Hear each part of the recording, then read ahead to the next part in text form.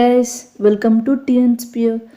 మనం ఈరోజు Telugu degree 4th సెమిస్టర్లోని 5th lesson అయిన అర్థగీతం గురించి తెలుసుకుందాం. దీన్ని దేవరకొండ బాలగంగాధర్ తిలక్ గారు రచించడం జరిగింది.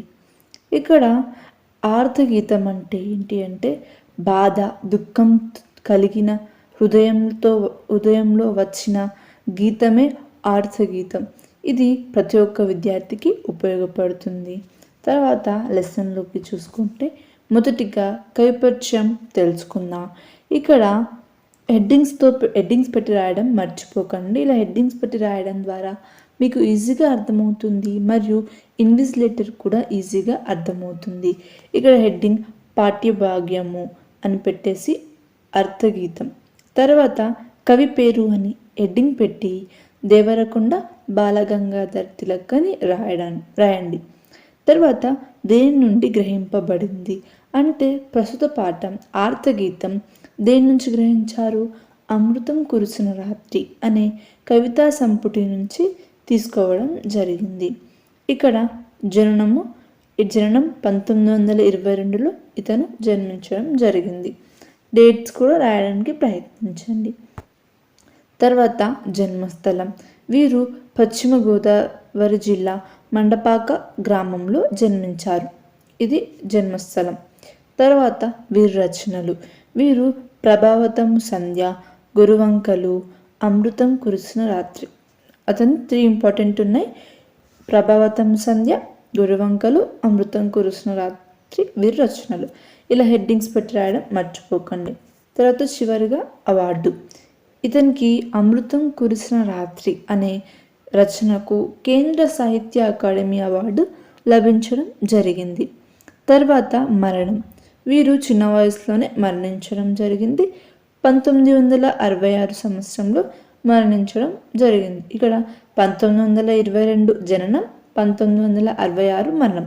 అంటే ఇక్కడ గుర్తుపెట్టుకోవడానికి ఈజీ ఉంటుంది. అంటే 6 ఒకటేలాగా వచ్చాయి, ముందులో 2 సేమ్ వచ్చాయి, అలా గుర్తుపెట్టుకోండి. తర్వాత పాఠ్యభాగ్య ఉద్దేశం అంటే మనం ప్రస్తుత పాఠం చర్చించుకోవడం గల ముఖ్యమైన ఉద్దేశం ఏంటి? అది మొదటిగా మనకు ఉద్దేశం తెలవాలి. ఎందుకు తెలుసుకోవాలనే ఉద్దేశం తెలిస్తేనే ఈ పాఠం సారాంశం మీకు ఈజీగా అర్థమవుతుంది. అంటే ఇక్కడ కవి మనకు ఎందుకు ఈ పాఠం గురించి చెప్తున్నాడు అంటే బాధ దుఃఖం నిండిపోయిన లోకాన్ని చూసి గుండెల్లో నుంచి వచ్చిన అర్థమైన గీతమే అర్థగీతం. అంటే కవి గుండెల్లో నుంచి బాధ దుఃఖము నిండిపోయిన ఈ లోకం, మన లోకం ఎలా ఉందండి, ఎవరికైనా కష్టాలే, ప్రతి ఒక్కరు కష్టపడుతూనే ఉన్నారు. అంతా చూసి బాధపడి వచ్చిన లెస్సనే ఈ అర్థగీతం. ఇక్కడ దుఃఖంతో బాధపడే జీవుల యథార్థ జీవితాన్ని చెప్తుంది. ఈ పాఠంలో ఏముంటుందంటే కష్టంతో ఎలా జీవిస్తున్నారు, ఆ కష్టాలను చెప్తున్నది ఈ లెసన్లో. ఇక్కడ సమాజ దుస్థితి అంటే నేటి సమాజం ఎలా ఉంది, నేటి సమాజంలో ఉన్న కష్టాలు ఏంటి, అవి అన్నీ కూడా ఈ పాఠంలో కవి చెప్పడం జరిగింది. ఈ సారాంశానికి ముఖ్య ఉద్దేశం ఇవి. తర్వాత సారాంశం చూసుకుందాం. ఇక్కడ కవి దేశం గురించి చెప్పడం అంటే ఇప్పుడు కవి మన దేశం ఎలా ఉంది, మన సమాజ దుస్థితి ఎలా ఉంది, వర్తమాన సమాజ స్థితిని చూసి బాధపడ్డాడు. అంటే ప్రస్తుతం ఉన్న మన సమాజం యొక్క స్థితిని చూసి కవి బాధపడి తాను చెప్పిన లెసనే ఈ ఆర్ధగీతం. ఇక్కడ ఏముంది, మానవుల కష్టాలను తిలక్ కల్లారా చూశాడు, కన్నీరు పెట్టారు. అంటే కవి మానవ కష్టాలను చూసి బాధపడుతూ కన్నీరు పెట్టుకుంటూ ఒక గీతాన్ని చెప్తున్నాడు. అంటే తను ఏమేమి దృశ్యాలను చూశాడు, తన గుండెల్లో ఉన్న బాధను అందరికీ ఈ సమాజం గురించి చెప్పడమే ఈ పాఠం యొక్క ముఖ్య ఉద్దేశం అన్నమాట. తర్వాత ఇక్కడ ఈ తిలక్ కోరనివి అని హెడ్డింగ్ పెట్టండి. ఇప్పుడు మీరు ఏదైనా సరే పారాగ్రాఫ్ రాసిరనుకోండి, అందరికీ ఈజీ అర్థం అవ్వదు. ఇన్విజిలేటర్కి కానీ కొంచెం కష్టం అనిపిస్తుంది. హెడ్డింగ్స్ పెట్టి రాశారనుకోండి, హెడ్డింగ్స్ మెయిన్గా హైలైట్ అవుతాయి అన్నమాట. నేను చెప్పే ప్రతి ఒక్కటి కూడా హెడ్డింగ్స్తో చెప్పడానికి చాలా ప్రయత్నిస్తాను. తర్వాత ఇక్కడ తిలక్ కోరనివి అని హెడ్డింగ్ పెట్టేసి పూర్వ కవులు వలె నా దేశం గొప్పది అని ఉన్నతంగా చెప్పడం నా వల్ల కాదు. అంటే ఇతను ఎందుకు ఆ మాట అంటుండంటే, ఇప్పుడు వర్తమాన సమాజాన్ని చూసి చాలా బాధపడుతూ ఇప్పటికి కూడా నా దేశం గొప్పది, నా దేశం చాలా బాగుంటుంది, ఎవరికి ఎటువంటి కష్టాలు లేవు అని ఎట్లా చెప్పగలుగుతారు చెప్పండి మీరే. అంటే అలా చెప్పడం నా వల్ల కాదు. ఎందుకు దేశంలో ప్రజల యొక్క కష్టాలను చూసి ఇంకా కూడా నా దేశం చాలా సౌభాగ్యంగా ఉంది, వైభవం ఉంది అని చెప్పడం అతనికి చెప్పాలనిపించదు. కవిత్వంలో కొత్త అలంకారాలు వద్దు, అటువంటి సింగారాలు అవసరం లేదు. అంటే ఇప్పుడు కవిత్వంలో కొత్త అలంకారాలు సింగారాలు అవసరం లేదు అని ఇది కవి యొక్క అభిప్రాయం. ఇతను ఎవరికి ఇట్లా ఇవద్దు అని చెప్తలేడు. అతని అభిప్రాయం ఏంటి అంటే అలంకారాలు సింగారాలు ఇవన్నీ అనవసరం, ఎందుకంటే సమాజ స్థితి ఇలా ఉంది అని చెప్తున్నాడు అన్నమాట. ఇలా తిలక్ కోరని అని చెప్పేసి ఇవి రాయడానికి ప్రయత్నించండి. తర్వాత ఇక్కడ కవి చూసిన దృశ్యాలు. మరి ఎందుకు సమాజం మీద అంటే దేశం మీద ఎందుకు ఇట్లాంటి ఒక ఆలోచన వచ్చింది అంటే కవి చూసిన దృశ్యాలు. అతను ఏమేమి చూశాడు అంటే ఒక ముసలివాడిని చూశాడు. ఆ ముసలివాడు ఇక్కడ ఆకలితో అల్లాడి మర్రి చెట్టు కింద మరణించిన ముసలివాడిని చూశాడు. ఇక్కడ ఏంటి అంటే ఆకలితో చాలా బాధపడుతూ మర్రి చెట్టు కింద అతను మరణించిన ఒక ముసలివాడిని చూసి చాలా బాధపడుతూ ఇలా ఉంది మన దేశ పరిస్థితి, మన దేశంలో ఉన్న ప్రజల స్థితి అని చెప్పేసి ఆ ముసలివాడిని చూసి చాలా బాధపడ్డాడు. ఇది మొదటి దృశ్యం. తర్వాత బిడ్డను ప్రసవించిన తల్లి.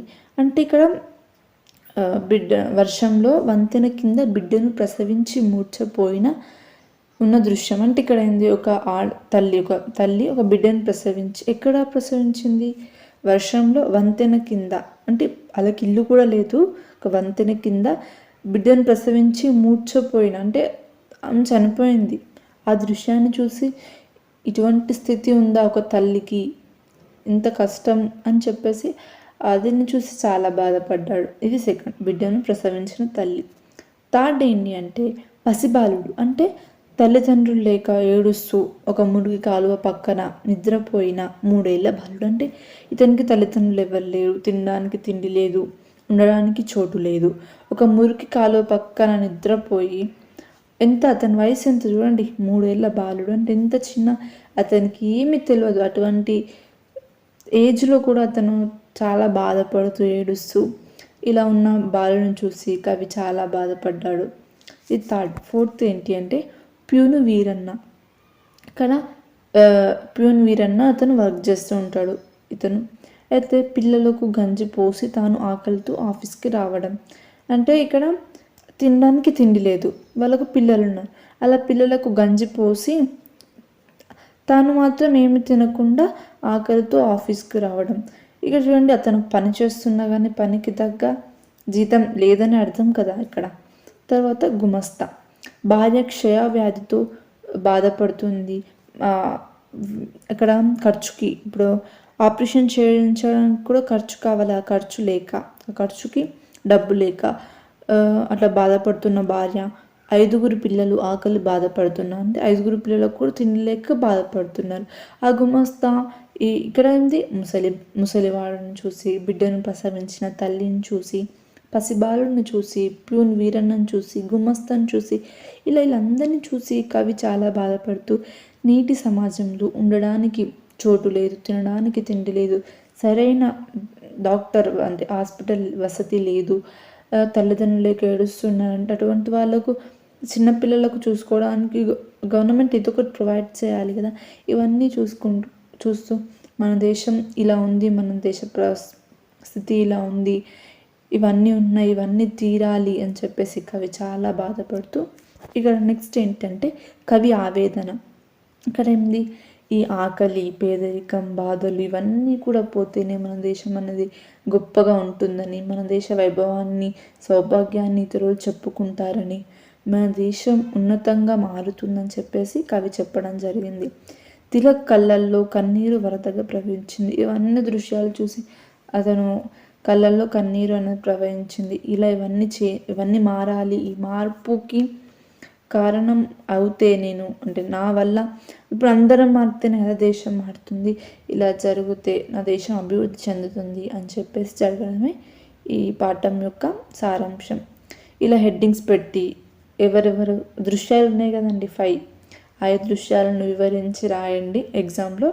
ఇట్లా లాస్ట్కి కవి ఆవేదనను హెడ్డింగ్ పెట్టి కూడా రాయండి. అంటే ఎలాంటి మార్పు మనము ఈ దేశంలో తీసుకురాగలుగుతున్నాం అని చెప్పేసి రాయండి. ఇది ఇవాళ సారాంశం. Thanks for watching.